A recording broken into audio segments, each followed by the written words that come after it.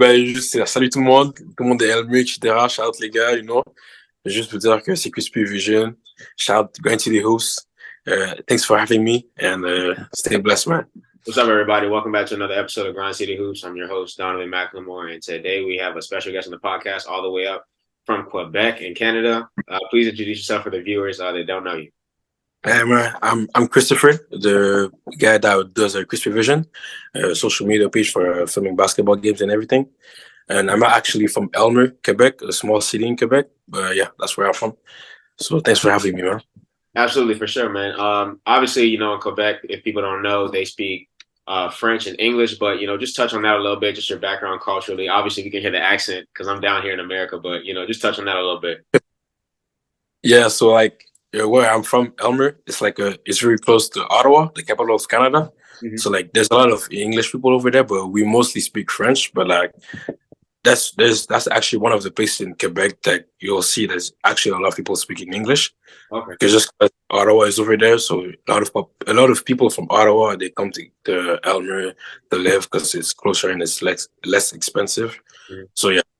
So yeah, I'm Haitian actually, so I speak Creole, French, and English. And yeah, I was born in Montreal, came to Gatineau, Elmer, mm-hmm. and I stayed there for about 19 years, and now I'm back in Montreal right now. Oh, that's awesome, man! I ain't gonna lie to you. I'm jealous. I wish I spoke another language. That's awesome, bro. But you know, everybody has an origin story of like how they got into the game, whether they started playing it or their parents introduced it to it. Like growing up, like how did you get into basketball? Well, I was actually a big fan of Russell Westbrook, just you know, in general. But I didn't play basketball at that time. Just like when you see, you know, highlights, and he was a big highlights guy. Yeah. So I started liking him a lot. And I was actually playing soccer before that. And like, I remember like in 6th grade in elementary school, you know, the rims are a little bit lower. Yeah. But like, I remember we played basketball and I dunked the ball. Mm-hmm. And we're like, for everybody was like, yo, how can you dunk? Because I was actually not that tall. I was actually, I was really small stuff, but I have a lot of hops. It's like everybody say, oh, you should start playing basketball. You should start playing basketball. So I actually started playing basketball like in 7th grade. And, after that, I remember in 9th grade, we won the state championship in Quebec. So we were the best team in Quebec for our division. Nice. And yeah, and then COVID happened, and then I stopped playing basketball. Mm-hmm. But like that's how I was introduced to basketball, you know. Absolutely. Did you ever play AAU like growing up, like in high school? No, not even. I didn't have a chance. I didn't have a chance still. Oh wow. Okay. So when did you? I know you mentioned COVID and like how it impacted you playing basketball, and that's why you stopped. When did COVID happen in high school? Was it like your senior year, or did it happen like sophomore? When did it happen? It was my senior. Because in Quebec, we don't do 12th grade. We stop at 11th grade. That's right. Yeah. So for my senior year, 11th grade, that's where COVID hit. Mm-hmm. And well, I tried to come back, but like I got cut, so I just stopped playing basketball. Yeah. I see. Okay. Yeah. So definitely that's cool. I mean, that happened to me too, actually. COVID impacted my recruitment. I would be playing hooping in college, but you know, God had other plans. But anyway, yeah. Moving on to like your platform on Instagram, I really just stumbled across it when I did an interview with someone else who was from Montreal. And I was a big fan of what you were doing. Just talk a little bit about that and why'd you want to get into like content creating?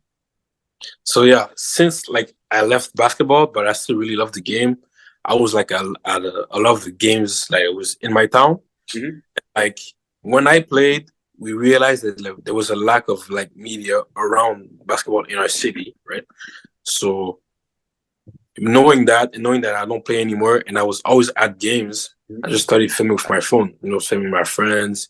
You know, giving them a little bit of highlights for them. And then when I realized that I could actually build something in the city, because there was nobody doing it at that time, that's when I started like taking it a bit more serious. I created my page. You know, I was still filming with my iPhone, but like at least I was, you know, I was actually filming all the game, you know, giving highlights to everybody, etc. And that's actually how it started. Mm-hmm. And then there was actually like when I was a little bit younger, there was this page which was called the Underdog Mixtape. Okay. Actually a big page in the city at the time, but like I don't know why, but they stopped doing it. Okay. Just stopped filming, they stopped doing events and everything. So like it was like a God-giving opportunity for me to like, you know, to just take the place and just build the resume, everything. Yeah. Absolutely. Actually, I'm glad you touched on that because in the United States, we don't really have that kind of problem with like media coverage with basketball. I mean, everyone's pretty much doing it here. Like, can you explain like the culture of where you're from? Like, is it centered around basketball, or is it basketball kind of like secondary, like where you're from? Well, in Gatineau, Elmer, where I live, I can say that it's not really the a main sport that usually get more attention. It's more like hockey and sometimes football or maybe soccer. But like even for them, like I don't know if it's just a lack of media in all the sports, but like you don't see really media filming in general. Yeah, but for example, in Montreal, there's a lot more media because it's a bigger city too. But like basketball, they have a lot of guy that films soccer too, football too, you know. But like in my city, there's really not a lot of people that does it. Ah, wow, wow, wow. So actually, that's leading up to my next question. There's not a lot of people doing media in the city, right? Like, how do you get better? Is there people that help you along the way, or is it just kind of you're just doing this solo? Like, how are you doing it right now? Well, I started solo on my own, and I actually didn't know anything about it because like I just started out of the blue. But like since I knew a lot about basketball, I knew like what tournament to go to get some exposure, etc., to film good players, etc. So like I started to go to Montreal to film games, and over there I met other videographers that was actually good, and they gave me tips, show me what to do, etc., etc. So guys like J Basketball TV, OPG Mike, that's some good guys. They have great cameras and everything. And like I always look on YouTube to get some more inspiration because I don't know a lot about filming. I know a lot about basketball, but not about filming. So like knowing their point of view, knowing that they're good at what they do, it helps a lot. Absolutely. I actually want to touch on that too because I just got into content creating a few months ago. But a lot of people don't understand like how hard it is to make these videos and like make them look cool and like how much time it takes unless you actually do content creating. So like, just explain to people like even if you see like a 30-second or a minute clip on Instagram, like how much time it takes to do this stuff. It actually takes a lot of time because like when you're done filming the game, you got to cut the videos that you don't like, delete them because you have to go to every video that you take that day to make sure like, okay, I like this video, I don't like this one, so I'm not gonna use this one, etc.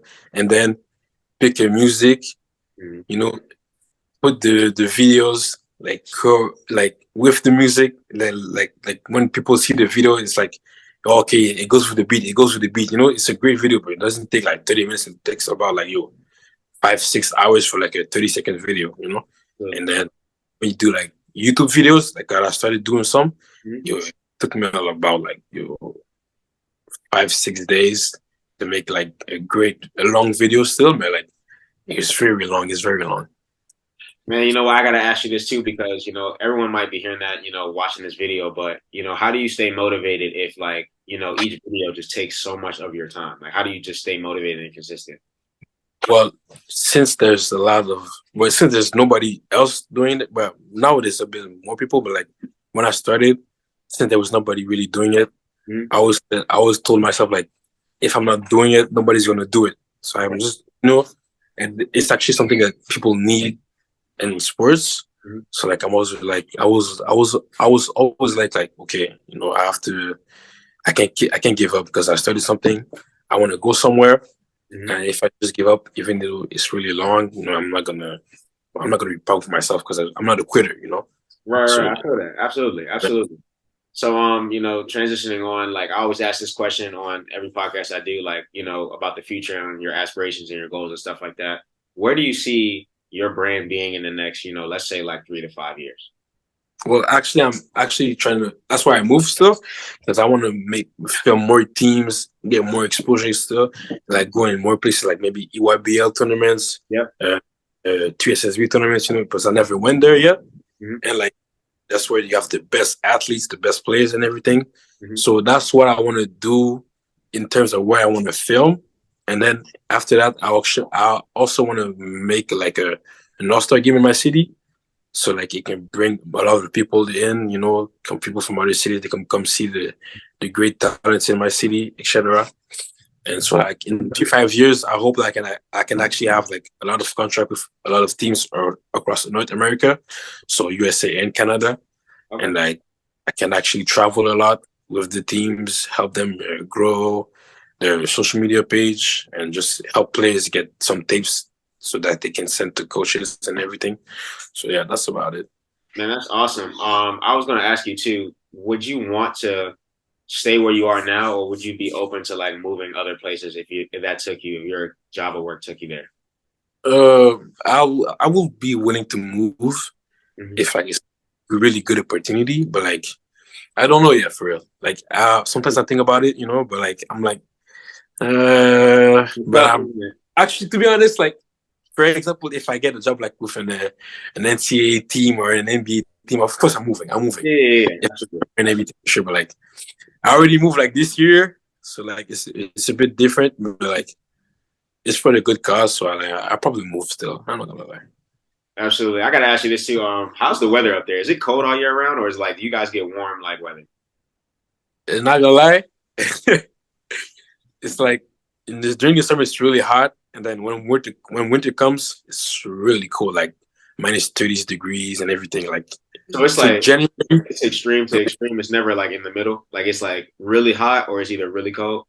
Yeah, because when we have a spring, you have like 2 weeks or what's this? Okay, it's a good weather. And then after that, it's extremely hot or extremely cold. Oh, no in between.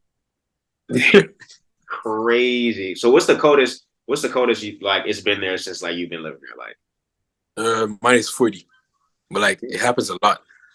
Yeah, that's crazy. I can't do that, bro. I can't do that. Bye.